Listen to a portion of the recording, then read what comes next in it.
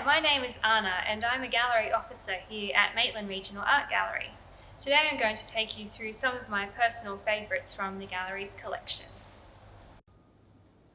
My third highlight from the gallery's collection is the neon installation that lights up the side of the building every night, called Made in Light, Happy Cloud and Drips by Maitland-born artist Nell.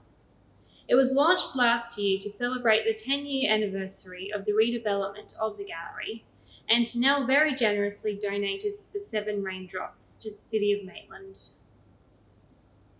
I love this artwork because every time I see it glowing at night, I can't help but feel happy. And I love that because of its location, everyone can still enjoy it, even while the doors to the gallery are closed.